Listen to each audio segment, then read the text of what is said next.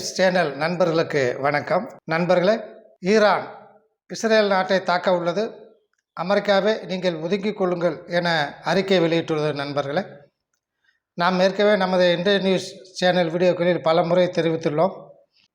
Iran Israel மீது தாக்குதல் நடத்த ஆரம்பித்தால் அது உலகப் போராக மாறுவதற்கான வாய்ப்பு 100க்கு 100% உள்ளது என நாம் ஏற்கனவே தெரிவித்துள்ளோம். நண்பர்களே, நமது கணிப்பு மிக சரியாக இருக்கும் போல் தெரிகிறது. நண்பர்களே, நேற்று வெளியிட்ட செய்தி ஒன்றில் ஈரான் அமெரிக்காவிற்கு நாங்கள் இஸ்ரேல் நாட்டை தாக்கப் போகிறோம், ஆகவே நீங்கள் ஒதுங்கிக் கொள்ளுங்கள், நெதனியாக அவர்களின் வலையில் நீங்களும் விழுந்து விடாதீர்கள், நாங்கள் மிக விரைவில் இஸ்ரேல் நாட்டை தாக்கப் போகிறோம் என்று அமெரிக்காவிற்கு ஈரான் எச்சரிக்கை வழங்கியுள்ளது. நண்பர்களே, ஏற்கனவே இஸ்ரேல் ஹமாஸ் பகுதியில் பலவாறான தாக்குதல்களை நடத்தி அங்கே 35,000க்கும் மேற்பட்ட பொதுமக்களையும் பெண்களையும் குழந்தைகளையும் கொண்டுள்ளதாக தகவல்கள் வந்து கொண்டிருக்கின்றன. ஏற்கனவே ஹமாஸ் பகுதியில் தொண்டு பணியில் ஈடுபட்டிருந்த பணியாளர்களை தாக்கி அவர்களை கொன்று விட்டதாக இஸ்ரேல் மீது பலமான கண்டனங்களை உலக நாடுகள் தெரிவித்து வந்தன. ஆகவே உடனடியாக போர் நிறுத்தம் செய்யும்படி அமெரிக்கா இஸ்ரேலை வேண்டிக் கொண்டது. ஆனால் இஸ்ரேல் அதை சற்றும் ஏற்றுக்கொள்வதாக தெரியவில்லை. ஆகவே திரு பைடன் அவர்கள் இஸ்ரேல் நாட்டினை மிக கடுமையாக சாடியுள்ளார். பொதுமக்களை கொள்ளும் வகையில் போரில் பலமான தாக்குதலை நடத்துவது மிகவும் கண்டிக்கத்தக்கது. ஆகவே உடனடியாக போர் நிறுத்தம் செய்ய வேண்டுமென இஸ்ரேல் நாட்டை திரு பைடன் அவர்கள் மிக மிக கடுமையாக வலியுறுத்தியுள்ளார். நண்பர்களே, இதற்கிடையில் அமெரிக்கா ஒதுங்கிக் கொள்ளுங்கள், இஸ்ரேல் நாட்டை தாக்கப் போகிறோம், நீங்களும் உள்ளே வந்தால் உங்களை தாக்கக்கூடிய வாய்ப்பு ஏற்படும், ஆகவே ஒதுக்கிக் கொள்ளுங்கள் என எக்ஸ் வலைதளத்தில் ஈரான் செய்தி வெளியிட்டுள்ளது. இதற்கு அமெரிக்கா மிகவும் தயாராக உள்ளதாக தெரிகிறது. அமெரிக்காவின் அசட்களை அமெரிக்க வீரர் உள்ள இடங்களை தாக்க வேண்டும் என அது ஈரான் நாட்டை கேட்டுக்கொண்டுள்ளது.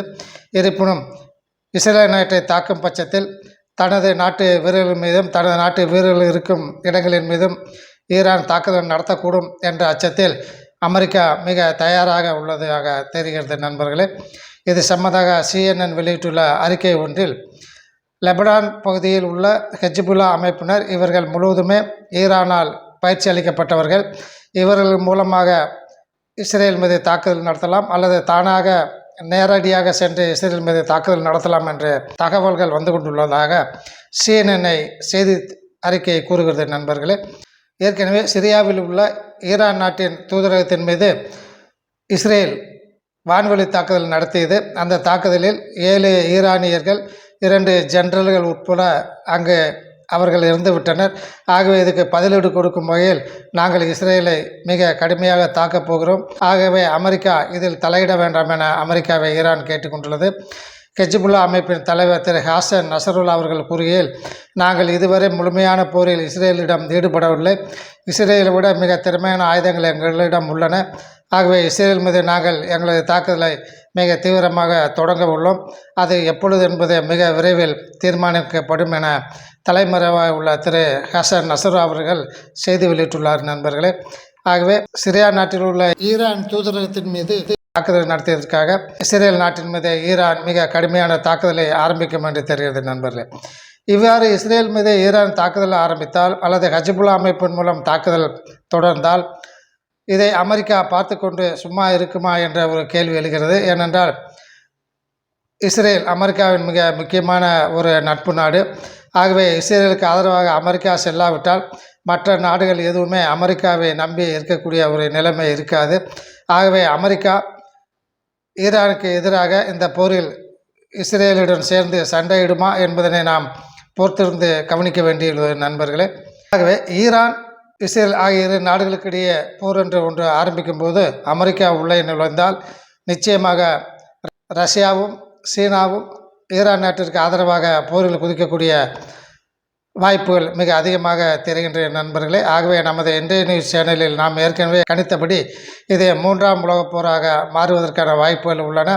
இதை அமெரிக்கா இந்த போரில் தலையிடுவதை பொறுத்து இது 3ஆம் உலகப் போராக மாறுமா என்பதை நாம் பின்னாளில் தான் கணிக்கக்கூடிய ஒரு நிலை உள்ளது. நண்பர்களே, இதற்கிடையில் பிரான்ஸ் நாட்டின் அதிபர் திரு இமானுவேல் மெக்ரோன் அவர்கள் என்ன கூறியுள்ளார் என்றால், நேட்டோ நாடுகள் எல்லாம் கோழைத்தனம் உள்ள நாடுகள் அல்ல, ஆகவே உக்ரைன் நாட்டை தொடர்ந்து ரஷ்யா தாக்குவதற்கு நாம் அனுமதிக்கக்கூடாது, நமது இராணுவத்தை யுக்ரைனுக்கு ஆதரவாக கொண்டு சென்று ரஷ்யாவுக்கு எதிராக தாக்குதலை நடத்த வேண்டும் என பிரான்ஸ் அதிபர் அவர்கள் வேண்டுகோள் விடுத்துள்ளார் நேட்டோ நாடுகளுக்கு.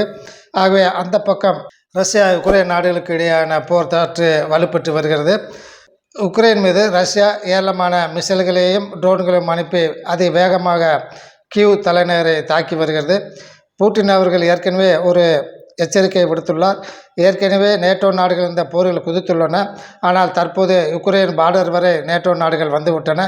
ஆகவே இனி அடுத்த நடக்க உள்ள போரானது நேட்டோ நாடுகளுக்கும் ரஷ்யாவுக்கும் இடையில்தான் என அவர் கருத்து தெரிவித்துள்ளார். நண்பர்களே, இதற்கிடையில் அமெரிக்காவுக்கும் சீனாவிற்கும் 2 நாட்களுக்கு முன்னால் நடந்த இந்த டெலிஃபோன் கான்வர்சேஷனில் அமெரிக்காவுக்கும் சைனாவிற்கும் இடையே பலத்த கருத்து வேறுபாடுகள் நிலவியதாகவும் சற்று கோபமாக இரு நாட்டு தலைவர்களும் பேசிக்கொண்டதாகவும் தெரிகிறது. நண்பர்களே, சீனா முன்னேறி விடக்கூடாது என்பதற்காக அமெரிக்காவிலிருந்து செல்லக்கூடிய எந்த விதமான தொழில்நுட்ப ஏற்றுமதி செய்யக்கூடாது என அமெரிக்கா முழுமையாக தடை விதித்துள்ளது.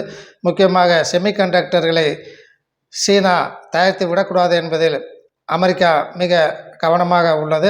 இது தொடர்பாக இரு நாடுகளுக்கும் இடையே இந்த டெலிஃபோன் பேச்சுவார்த்தையில் காரசாரமான விவாதங்கள் ஏற்பட்டதாகவும் ஆகவே சீனாவின் முன்னேற்றத்தை அமெரிக்கா தடுக்கக்கூடாது என திரு ஜி ஜின்பிங் அவர்கள் திரு பைடனிடம் மிக கடுமையாக விவாதித்ததாகவும் தெரிகிறது. நண்பர்களே, அது மட்டுமில்லாமல் திரு பைடன் அவர்கள் சீனா ரஷ்யாவிற்கு வேண்டிய ஆயுதங்களை தயாரிப்பதற்கு வேண்டிய தொழிற்சாலைக்கு தேவையான அனைத்து வகையான பொருட்களையும் சப்ளை செய்து கொண்டிருக்கிறது. இதை உடனடியாக நிறுத்தப்பட வேண்டும். இல்லை என்றால் அந்த சப்ளை செய்யக்கூடிய நிறுவனங்களின் மீதும் சீனாவின் மீதும் பொருளாதார தடைகள் கொண்டு வரப்படலாம் என எச்சரித்ததாகவும் தெரிகிறது. நண்பர்களே, ஆகவே இரு நாட்டு தலைவர்களுக்கிடையே மிக கடுமையான வாக்குவாதம் நடந்ததாக சொல்லப்படுகிறது.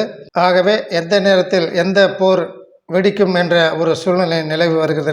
நண்பர்களே, ஈரான் இஸ்ரேல் மீது தாக்கப் போகிறதா? ஹெஜ்புல்லா அமைப்பினர் இஸ்ரேல் மீது தாக்கப் போகிறார்களா? அல்லது நேட்டோ நாடுகள் ரஷ்யாவின் எல்லைக்குள் உள்ளே நுழைய உள்ளார்களா உக்ரைனுக்கு ஆதரவாக?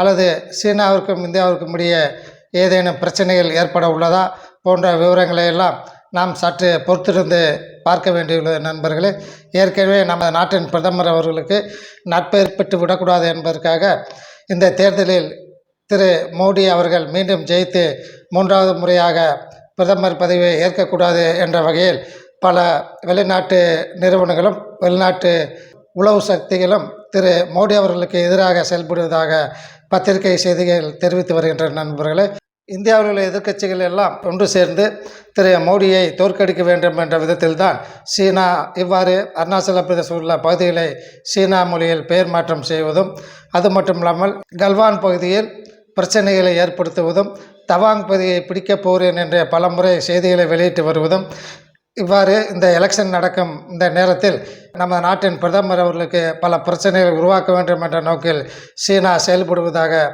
உளவு நிறுவனங்கள் தெரிவிக்கின்றன. நண்பர்களே, அது மட்டும் இல்லாமல் யுனைடெட் நேஷன்ஸ் ஆர்கனைசேஷன் மற்றும் ஜெர்மனி மற்றும் அமெரிக்கா ஆகிய நாடுகள் எல்லாம் நம்ம நாட்டில் நடக்கும் உள்விவகாரங்களில் அதிகமாக தலையிடுகின்றன. நண்பர்களே, ஏனென்றால் அமெரிக்காவில் நடக்கக்கூடிய தற்போது உள்ள நவம்பர் மாதம் நடைபெற உள்ள தேர்தலில் என்ன நடக்கிறது என்பதனை நாம் எதுவுமே நமது இந்திய நாட்டின் கருத்துக்களை நமது இந்திய அரசியல்வாதிகள் யாரும் எதுவுமே தெரிவிப்பதில்லை. ஆனால் யுனைடெட் நேஷன்ஸ் ஆர்கனைசேஷன் என்ன கூறியுள்ளது என்றால், இந்தியாவில் மிக வெளிப்படையான நல்ல முறையிலான தேர்தல் நடைபெற வேண்டும் என யுனைடெட் நேஷன்ஸ் ஆர்கனைசேஷன் கூறியுள்ளது. அதேபோன்று திரு கெஜ்ரிவால் அவர்களை நமது என்ஃபோர்ஸ்மெண்ட் டைரக்டரேட் கைது செய்தபோது அவருக்கு நியாயமான நீதிமன்ற உரிமைகள் வழங்கப்பட வேண்டும் என அமெரிக்கா கருத்து தெரிவித்திருந்தது. ஆகவே நமது நாட்டு எதிர்க்கட்சி தலைவர்களை கைது செய்யும் போது அமெரிக்கா இவ்வாறு வேண்டாத வார்த்தைகளை கூறி வருகிறது. ஆனால் இதே போன்று பாகிஸ்தானில் உள்ள எதிர்க்கட்சிகளின் தலைவர்களை ஒடுக்குவதற்காக அவர்களெல்லாம் கைது செய்த போது அந்த எதிர்க்கட்சி உறுப்பினர்கள் எல்லாம் ஓடி ஒளிந்த போது இந்த அமெரிக்கா அவர்களை பற்றி எந்த விதமான கருத்தும் தெரிவிக்கவில்லை. நண்பர்களே, ஆகவே யுனைடெட் நேஷன்ஸ் ஆர்கனைசேஷன், அமெரிக்கா மற்றும் ஜெர்மனி போன்ற நாடுகள் எல்லாம் இந்தியாவிற்கு, குறிப்பாக இந்திய பிரதமருக்கு எதிராக கருத்துக்களை தெரிவித்து வருவது நமது உள்நாட்டு விவகாரங்களில் தலையிட்டு பிரச்சனைகளை அதிகப்படுத்த இந்த நாடுகள் விரும்புவதாக நமது வெளியுறவுத்துறை அமைச்சர் அவர்கள் மிக கடுமையாக அவர்களுக்கு எதிரான கருத்துக்களை தெரிவித்துள்ளார். நண்பர்களே, ஆகவே இந்த உலக நடப்புகள் தற்போது மிக வேகமாக மாறி வருகின்றன நண்பர்களே. ஆகவே ஈரான் எப்போது இஸ்ரேல் மீது தாக்கப் போகிறது என்பதனை நாம் கவனிக்க வேண்டியுள்ளது. ஆனால் பேச்சுவார்த்தை என்று ஒன்று உள்ளது. அவங்க அமெரிக்கா மத்திய கிழக்கு நாடுகளையும் அழைத்து ஈரானுடன் பேச்சுவார்த்தை நடத்தி இந்த போர் வராமல் இருப்பதற்கும் ஈரான் நாடு அல்லது ஹெஸ்புல்லா அமைப்பினர் இஸ்ரேல் மீது தாக்குதல் நடத்தாமல் இருப்பதற்கு வேண்டிய பேச்சுவார்த்தைகள் நடைபெறும் என்றும் நாம் எதிர்பார்க்கலாம் நண்பர்களே. இந்த பேச்சுவார்த்தை வெற்றி பெற வேண்டுமானால் இஸ்ரேல் சற்று இறங்கித்தான் வர வேண்டும். ஹமாஸ் போராளிகள் மீது உள்ள தனது தாக்குதலை சற்று குறைக்கத்தான் வேண்டியிருக்கும் நண்பர்களே. ஆகவே நண்பர்களே, இத்துடன் இன்றைய நியூஸ் சேனலின் வீடியோ செய்தினை முடித்துக்கொள்ளலாம். நன்றி, வணக்கம்.